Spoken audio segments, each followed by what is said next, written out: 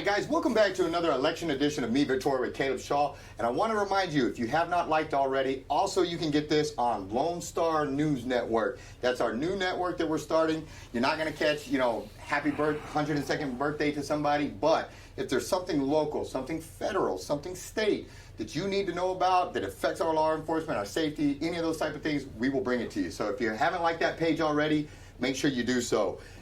The reason we are here is, if you didn't know already, is we've got elections coming up for mayor and city council. July 3rd is the vote date. June 16th through the 29th is early voting. And on that note, we've got a candidate here. I know he doesn't need an introduction, but we're going to give him one anyway because he was just here, but in a different capacity. So, my friend, welcome back, and I know everybody knows who you are, but just in case they don't, introduce yourself and let's tell them why you're here. Well, thanks for having me again, Caleb. I'm Jeff Bauknight. I am currently the Lame Duck City Council District 3 rep. I had to give up the seat when I filed to run for mayor on May 3rd, and I'll sit in that seat until my replacement is named. I grew up here in Victoria, went through the public schools, graduated from Victoria High, got a couple degrees in mechanical engineering from Texas A&M, and then went off to find myself in the world and moved around the world doing construction and decided to come back home in 2004. I have a lovely wife and two incredible daughters. One's a freshman in college. I'm sorry, she's going to be a sophomore now in college. Going quick, huh? Yeah, and the other one's going to be a senior at West next year. So. Well, and for in case you didn't know, we will post it in the link here. We do have an interview with Mr. Bauknight already, so you can go back and you can get from when he ran for city council. So we don't have to ask all the same questions, but you can hear some different questions and his thoughts on some different ideas. We'll post a link below, but make sure you check out that other article or that other interview. But what made you decide, after having a successful, you worked hard, you won that city council seat, and retain that city council seat, what made you decide to want to flip and go to mayor? I felt it was really important that someone from city council step up and fill that position. Rawley had put us in such a good direction, and we were headed, full steam ahead. All the boards that kind of fall in below city council, and as well as county, airport, port, and we were all, aligned. We still are. But we just want to keep going in that same direction and follow through on some of the initiatives that he started. And it just felt like if someone came from the outside into council, into the mayor's position, that they might want to change course some. And we were all very, very pleased that with the direction that we were headed.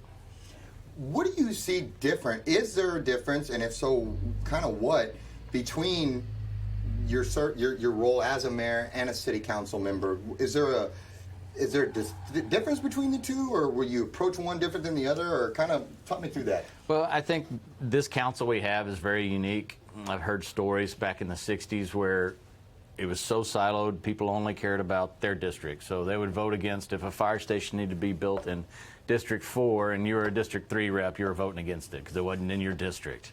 And that's not how we operate at all today.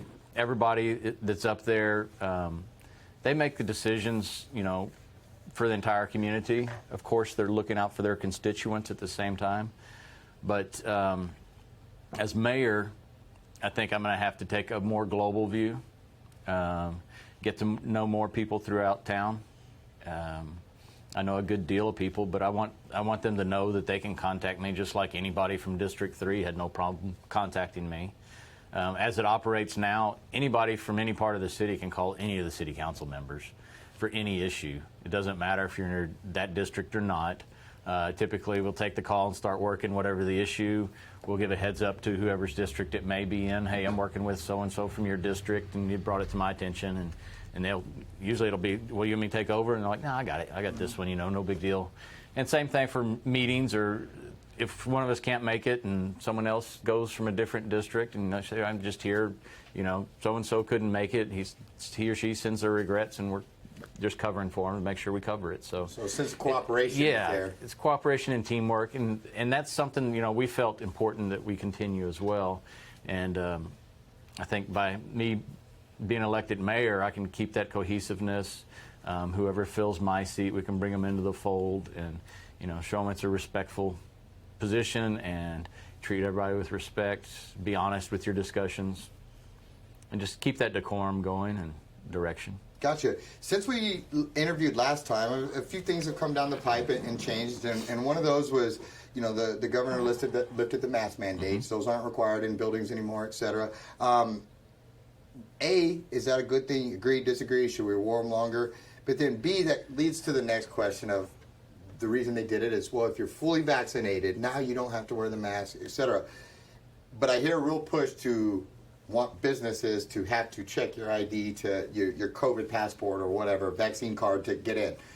A, do you agree with the mask mandate being lifted? And then B, what are your thoughts on having to show a COVID vaccine passport to get into businesses? So sure, you know, I go up to the state capitol during session, and I started noticing that the legislature was being more lenient with masks than we were down at the local level. You walked into the state capitol on the House side, you really didn't need a mask for anything. Senate side, pretty much kept with daily testing if you were testifying, or you could show your vaccine card, and National Guard would band you.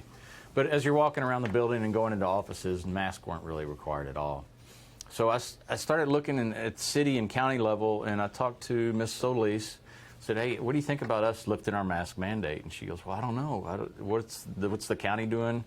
And so I called Judge Zeller, checked with him. County didn't have one anymore inside their buildings.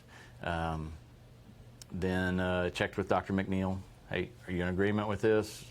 Then I got with Jesus, and we spent about a week going through it all to make sure everything was all right. But I thought it was way past time when we finally did lift it. I think we should have done it before the governor took it away. Vaccine passports, no. Got it. That's all I needed. That's personal. That's Yes, personal, and you can't ask somebody that. Gotcha.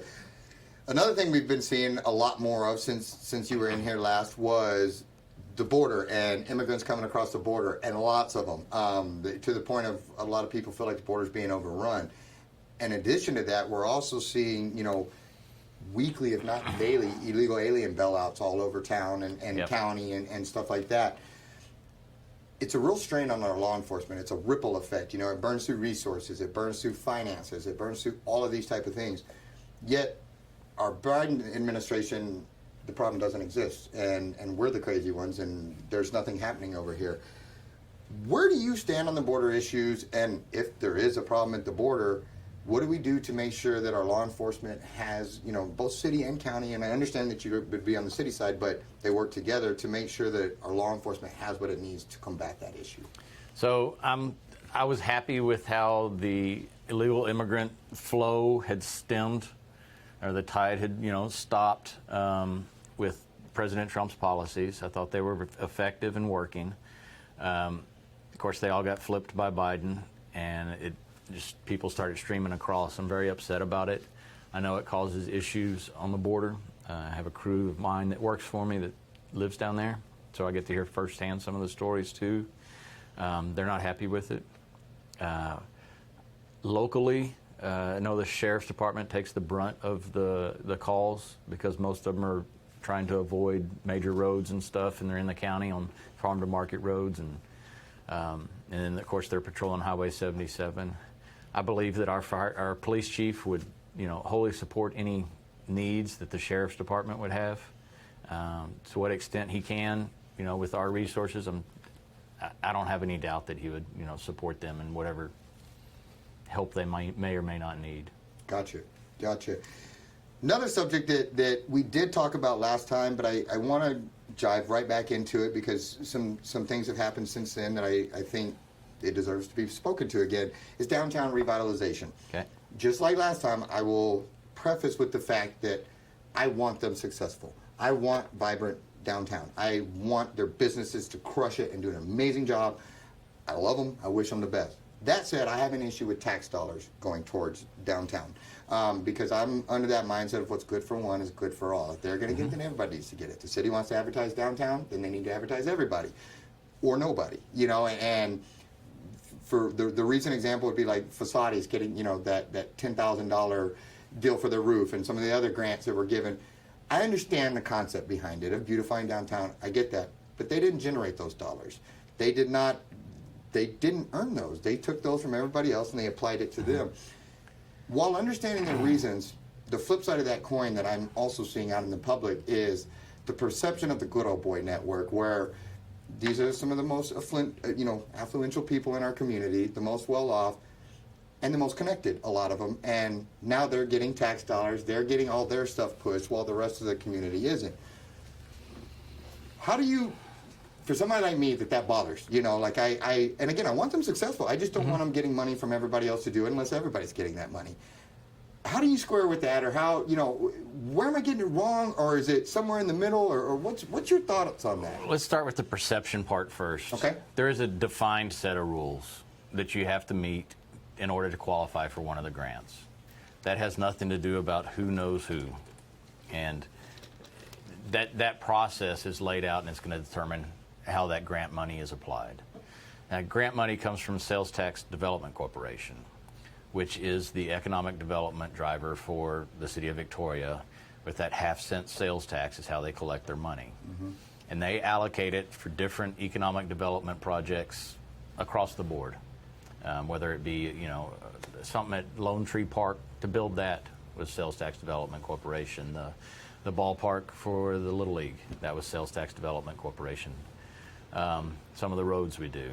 And so it's an attempt by Sales Tax Development Corporation to spur economic development in downtown and make sure we continue to have a vibrant and economically feasible downtown. And that's that independent group's choice of how they're spending the money. Now, there are 2 council members and a mayor that sit on that. And then we have 4 members from the community. But it's meant to operate independently from the city council, and the city council does have to approve their budget. So if there was a real big issue, city council could override it, but most of it's coming from the economic development side or bucket of money, and not from property taxes. It's strictly that half-cent sales tax where the money's coming from. And I understand, as a business owner, after Harvey, I had roof issues. Right. And nobody out there helping me. Yes, sir. I understand that, but I'm also cognizant of the fact that a vibrant downtown is vitally important, I think, to the community. And I want to keep it that way. I want to continue to make improvements. And I recently have started looking into what's called a TIF, which is tax incremental financing. Yes, sir. So that you can earmark revenues generated from increased property values and the taxes to go back into projects in that TIF zone, if you will. And I was going to see if that's not viable for some areas of downtown or other south sides that try to spur economic development. And forgive me, I didn't mean to overtalk you. Let me ask to make sure I understand this and explain it correctly. The TIF, is that what TIF, tax incremental financing. Okay, so my understanding of this is let's use downtown. Say the people in downtown get together and they decide to make that TIF zone for downtown. And within that, they decide to raise taxes within a half-cent, whatever, sales tax, however they increase their tax there in their own district, but that it stays there. Yes, correct? so you say downtown was comprised of 100 different properties that had property tax. As their appraised value increased, any incremental taxes collected off of that increase would go to a fund that could only be spent within those 100 parcels to improve something. And the thought being that that continuous influx of cash would keep raising values, and you might have a TIF that lasts 15 or 20 years, and see where you can get with it to create that type of investment in a specified area. And what's not happening, it's not particularly taking away from taxes in the city, but it's a recognition that those future tax revenues for a city wouldn't be spread out throughout the city. They would just be focused on that one area. So would I be fair in saying that that's kind of, downtown property owners putting their money where their mouth, like they're putting the skin in the game for their area versus all of us having skin in the game for their area? And I know that's a hard one to explain, but I'm trying to make sure people get it. It would just ensure that the extra property tax that was collected for that specific area was spent just in that area. Otherwise, you're spreading it out across the whole entire city, right, and putting it all in one bucket. But this is just, you're keeping that bucket separate and realizing that we're going to try and increase appraised values, whether they be residential or commercial, and get those values up and get the, it's used a lot in blighted areas, and I don't think I would consider downtown Victoria a blighted area, but it is another tool that we can explore and see if it would fit for the downtown area and maybe some other areas in our community. Gotcha. Well, that's something I'm definitely, my deal is against simply the tax side of it. Like, I wish them all the best in downtown, and I want them to succeed. I just don't like the way it feels, but I do understand how they got there, and I don't think it's people trying to screw other people. I don't think it's trying to steal from you to give to. I don't think that at all. I think it's pure intentions, and I just disagree. You know, and that's fair enough. So one of the example I can give for this TIF. So take 1 O'Connor Plaza. If you look at it on the tax rolls, 2 years ago it was like $2.5 million valuation. Last year was $5 million, and this year the proposed assessment's $10 million. Well, if we had a TIF in place, say started 2 years ago, that $7.5 million to get to the 10, that amount of revenue that would be generated by the taxes would then go into that downtown area. Poke holes in that. What's wrong with that? Like, I mean, and again, I understand these get real deep and complex and whatever, but I like that. Doesn't sound bad to me, and it sounds a lot more fair. And if you're going to kill that person on property value, and all this, then at least they have the opportunity to see their dollars put to work instead of taking from here and then throwing it over there, or vice versa. So it's surface level, not fully understanding. I'm just scratching the surface. So I'll start digging into it some more, and I'll get some help with it, and we'll see if it's something we can. Gotcha. So this is implement. A question that I didn't think of till right now, but hypothetically, just because I don't fully understand it, if you had to vacate your city council seat to run for mayor, if that didn't go the way you wanted, do you maintain, or are you done? I'm out. You're gone. Okay. So here's the funny scenario. Right now when we were talking, I was like, well, wait a minute. Funny scenario. So if I lose the mayor's race, and there ends up being a runoff for my seat, I still got to sit on council until that runoff is done. Oh boy, that man, this gets interesting real fast. Yeah. And so on that, I can't remember if we touched on it or not earlier, but in your race, you have to take more than 51% to. No, 50% plus one vote. Okay, gotcha. And if not, we go to a runoff, the top two. Correct. Gotcha. All right, so, man, what else, since our last one, is there anything that for you has changed big? Is there anything that, you're running for council with this on your mind, but now you've had a paradigm shift, or now you've had wait a minute, as the potential mayor, I'm now looking at this issue versus this one that I was earlier? I don't know that the focus has changed that much. I was already sitting on probably 65 or 70% of the boards that a mayor sits on. I feel like, after being there 8 years, I have a good feel for what's going on in the city and what the government's trying to do and trying to affect. And I don't know that I was.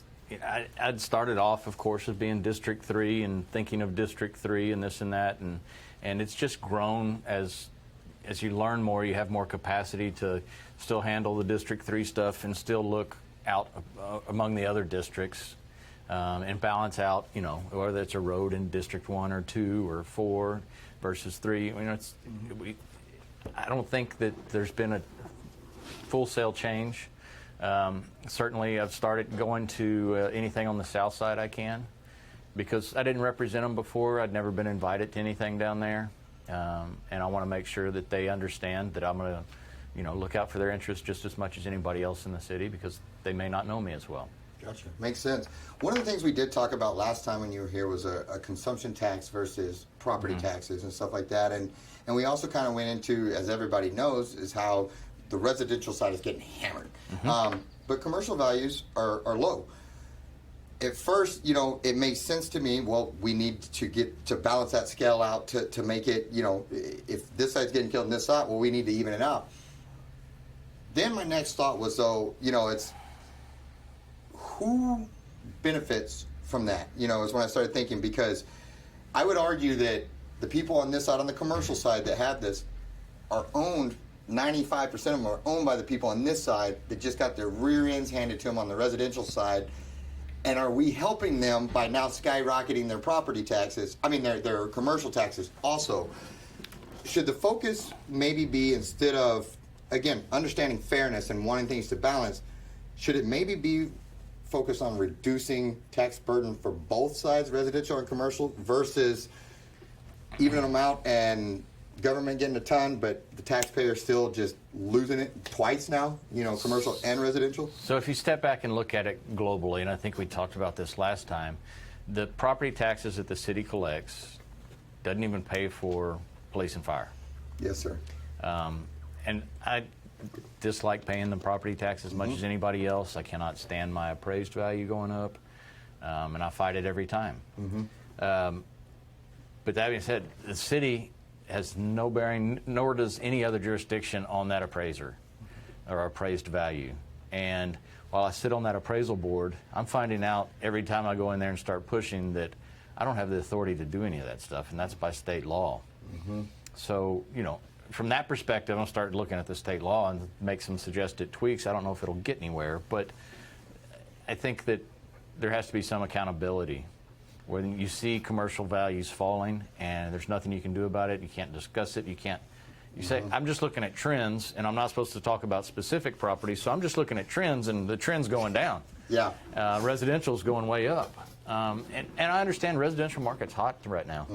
It is. I don't know that it was that way January 1st. No. But right now it is. Yeah. But it's a weird kind of hot, because you're right. I mean, it's nuts right now. I mean, but in that same breath, it's not necessarily because our market's on fire, like we're, our jobs are through the roof or anything like that. It's because building is drastically down, and so the resale side is getting hit twice. I mean, the resale side is twice what it normally is. Right. So it's that old supply and demand driving cost up. But I would also argue that we're way overpriced in it. Like, if I say it all the time, if I had a magic wand, I'd wave it and knock 10, 15, 20 grand off of every property in this town like that. Yeah. And get us back where I feel like we belong, because what I fear is we're hitting the top of a roller coaster here, where we're going to come back. You see all the federal inflation, spending, all that kind of stuff, and then taxes are going up here, and property values, assessed values are going up faster than our job rates and job increases and pay increases and all that. And I don't know how much longer our community can support it. I think we get away with it because of our location, a lot of it, but in the same breath, I feel like we're skating on very thin ice of going over that, and then what? Yeah. But I think part of that is we have to maintain this continued focus on economic development, increasing that tax base. We got, hopefully there'll be a few announcements coming soon on some new projects. And I feel like we're headed down the right way, and start getting some wins and get the ball rolling so it can roll downhill a lot easier. But increasing that tax base is what's going to take the burden off of everybody else. Gotcha. We are doing good on time, because we're not going to repeat all the same questions we did last time. Is there anything that you would like to get out, though, that I've missed, or that we haven't talked about? Any passion things to you? I've asked you everything that's important to me, but is there anything that you'd like to discuss that I haven't gotten to? Well, specifically, again, economic development, I can't stress it enough. We've got good coordination now between the airport, the port, the county, the city, Sales Tax Development Corporation, and VEDC. We've kind of changed their role, and they're in the process of hiring a new director or president, and then a vice president of marketing. I'm very excited about that coming up. I think that we can make some incremental leaps, just like we did with Jesus.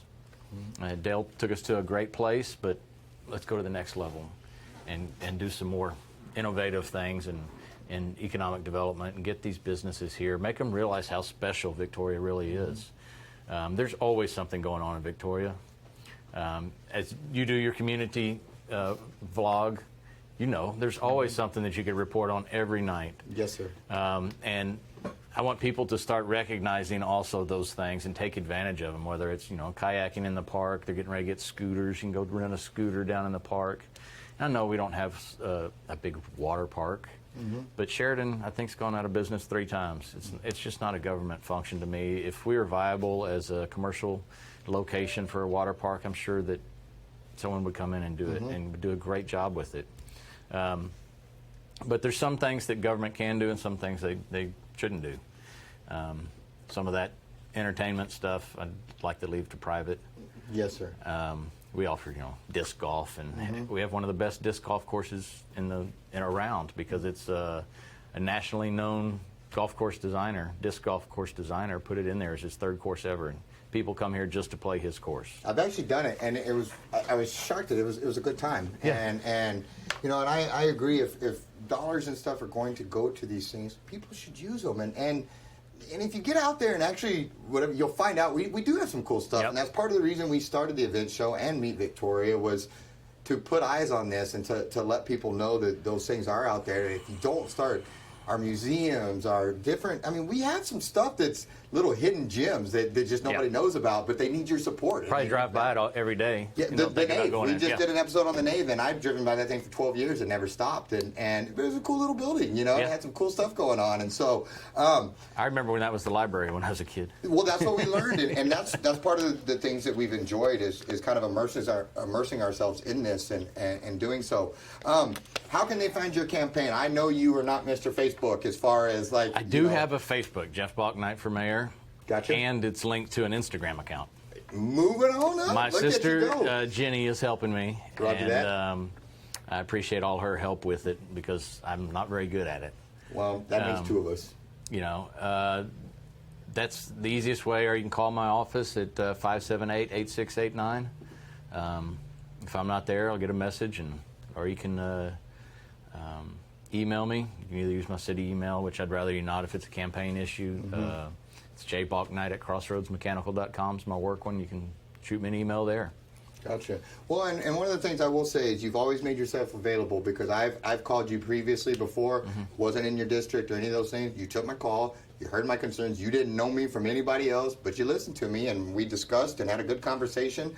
And so I appreciate that, and I appreciate you making yourself available to everybody. Sure. And I don't want you to think that city council members or mayor can solve every problem, but we can get the problem in front of the person to look at the city to see what we can do. Yes, sir. And make contact between those 2 people and maybe get them talking. So Understood. Yeah. Well, thank you so much. Thank you for putting yourself out there. I know elections you learn a lot, but they're also not probably the most fun thing in the whole world is having to go through this. There's a lot of perks, but it's a lot of time and effort. I don't know if there's any perks. The self-promotion part is just weird, very difficult. Huh? Yeah, I don't think anybody likes vote for me. Yeah, it's a weird thing, but you guys have run good campaigns, and one of the things I've appreciated is nobody's trash talked each other. Yeah. Everybody's been real cool. I thought you and Aaron did a great job when y'all ran previously about setting the stage and setting the bar of how you acted and towards each other.